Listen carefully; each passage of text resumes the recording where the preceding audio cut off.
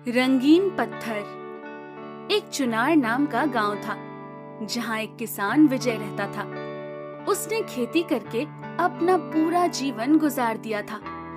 जब उसका अंतिम समय आया तो उसने अपने दोनों बेटों रामू और राजू में अपनी जमीन को आधा आधा बांट दिया। पर छोटा बेटा रामू चालाक निकला और उसने अपने बड़े भाई राजू को जमीन का वो हिस्सा दिया जो पूरी तरह बंजर था। राजू भैया, पापा के जाने के बाद मेरे लिए तो आप ही सब कुछ हो, इसलिए मैंने ये जमीन का बड़ा हिस्सा आपके नाम किया है ताकि आप पापा की यादों को जिंदा रख सको। मेरे छोटे भाई, तुम मुझसे इतना प्यार करते थे। मैं हमेशा ध्यान रखूंगा इस जमीन का। धन्यवाद मेरे भाई, तेरे पास इतना बड़ा दिल है। पापा होते तो ये देखकर बहुत खुश होते। रामू ने चालाकी से ही अपने बड़े भाई को वो जमीन दे देता है जिस जमीन में खेती नहीं हो सकती थी। उसे ये सब इसलिए पता होता है क्योंकि वो अपने पापा को उस जमीन पर काम करते हुए देखता था। धीरे धीरे दिन गुजरते हैं। बड़ा भाई खेती के लिए उस जमीन पर हल लेके जाता है। अरे ये हर बार की तरह जब मैं खेती करने आता हूँ तो मेरा हल टूट क्यों जाता है? भैया क्या हुआ? ऐसे परेशान क्यों बैठे हो? कुछ नहीं छोटे, बस कुछ दुविधा में पड़ा हूँ। जब भी इस जमीन पर खेती करने के लिए हल चलाता हूँ मेरा हल ही टूट जाता है। भैया तो इतना परेशान क्यों होते हो? दूसरी जमीन भी आपकी है, आप उस पर खेती कर लो। ये बात सुनकर राजू बहुत खुश हो जाता है। राजू ये बात अपनी पत्नी मंजू को बताता है कि उसके भाई ने उसे अपनी जमीन दी है खेती करने को। तो मंजू कहती है, तो क्या तुम उस पर खेती कराए? हाँ, मेरा छोटा भाई है, इसीलिए मैंने जो पैसे जोड़कर अपनी खेती के लिए बीज लिए थे वो उसकी जमीन में बो दिए। तुम्हें जरा भी अक्ल नहीं है क्या? तुमने कितनी मेहनत से पैसे जोड़े और क्या भरोसा कि वो सब खेती के पैसे तुम्हें देगा? मंजू, वो मेरा छोटा भाई है, वो गलत क्यों करेगा मेरे साथ? और उसने तो मुझे जमीन का बड़ा हिस्सा भी दिया है। हाँ, जिस पर तुम खेती नहीं कर पाते। तुम निकम्मे हो और कुछ नहीं। मंजू राजू को खड़ी खोटी सुना के चली जाती है। देखते देखते फसल बड़ी हो जाती है और राजू फसल काटने खेत चला जाता है। फसल काटने के बाद वो उन्हें एक जगह इकट्ठा करके रखता है। तभी उसका भाई रामू वहाँ आ जाता है और कहता है, अरे भैया, मैं शहर ही तो जा रहा हूँ, लाओ दो, मैं आपकी ये फसल बेच आऊंगा। ठीक है रामू। इसके जो भी पैसे होंगे भैया वो मैं आपको लौटकर वापस दे दूंगा। ठीक है रामू, जैसा तुम सही समझो। शाम को लौटते समय मुझे पैसे दे देना। ठीक है भैया। रामू फसल लेकर शहर की तरफ जाता है और सारी फसलों को बेच के पैसा अपने पास रख लेता है। शाम को घर लौटते वक्त उसे राजू मिलता है तो राजू उससे पैसा मांगता है। राजू कहता है, रामू तुम आ गए? क्या हुआ फसल का? बिक गई? हाँ बिक गई, पर तुम्हें उससे क्या? अरे मैंने मेहनत की थी, मेरी फसल थी, और तुमने कहा था तुम मुझे शाम को पैसे दोगे। कैसे पैसे? मेरा खेत था, मेरी जमीन थी, अब वो पैसे पर भी हक मेरा ही है। तुम्हें एक फूटी कौड़ी नहीं मिलेगी, समझे? राजू घर जाके मंजू को सब बताता है और बहुत रोता है। गांव वाले भी उसका मजाक उड़ाते हैं और उसे कहते हैं, देखो देखो बेवकूफ जा रहा है। छोटे छोटे बच्चे भी अब उसका मजाक उड़ाने लगते हैं। मंजू कहती है, मैं कहती थी तुमसे, लेकिन तुम्हें क्या, तुम तो हो ही नाकारा, परवाह ही नहीं है, तुम्हें बस बहाने करने आते हैं। मंजू, ऐसी बात नहीं है। देखना, अब मैं मेहनत करके दिखाऊंगा, बताऊंगा अपने छोटे भाई को और इन गांव वालों को। हाँ हाँ, बहुत देख लिया तुम्हारा, तुमसे कुछ नहीं होगा। मंजू, तुम तो मेरी बातों पर भरोसा करो। हाँ हाँ, कर लिया भरोसा, पहले कमा के दिखाओ। ठीक है। राजू तय कर लेता है कि अब उसे मेहनत करनी है और उसे अपनी जमीन पर खेती करनी है।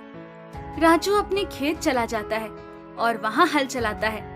उसका हल दोबारा टूट जाता है। फिर राजू 2 बैल लेकर आता है और उनसे हल चलवाता है। फिर एक बैल गिर जाता है और जख्मी हो जाता है। तभी एक गांव वाला राजू को आवाज लगाता है। और कहता है, अरे राजू भैया, जरा ध्यान तो दीजिए, आपके खेत में पत्थर है। कहाँ है पत्थर भैया? ध्यान से देखिए भैया, तभी आपका बैल भी जख्मी हो गया है। ठीक है भैया, मैं देखता हूँ कि कहाँ पत्थर है। राजू ध्यान से देखता है, तब उसे कुछ रंगीन पत्थर लाल, हरे, पीले, गुलाबी, सतरंगी नजर आते हैं। फिर वो धीरे धीरे मेहनत करके उन पत्थरों को निकालकर अपने घर ले जाता है। राजू का एक दोस्त राहुल शहर में रहता है। राजू अपने दोस्त राहुल से पूछता है, राहुल, मेरी जमीन से कुछ रंग बिरंगे और सतरंगी पत्थर निकले हैं। क्या ऐसे पत्थर शहर में बिकते हैं? हाँ, ऐसे पत्थर तो बहुत महंगे बिकते हैं। तो क्या मैं वो पत्थर देखने शहर आ सकता हूँ? हाँ, आ जाओ, मैं बता दूंगा ये कहाँ बिकते हैं।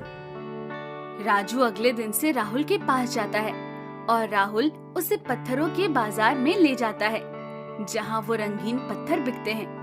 राजू अपने दोस्त राहुल से कहता है, मैं दुकान वालों से बात करता हूँ। राजू दुकान पर जाता है और दुकानदार से पूछता है, अरे, ये रंगीन पत्थर बिकते हैं क्या? हाँ, ये अच्छे दामों पर बिकते हैं। मेरे पास तो ऐसे बहुत पत्थर हैं। ठीक है, तो तुम उन पत्थरों को ले आओ, मैं देख के बताऊंगा कि उन पत्थरों का क्या दाम मिलेगा। ठीक है, मैं कल ही वो पत्थर लेकर आपके पास आ जाऊंगा। आप उसका सही दाम दे देना मुझे।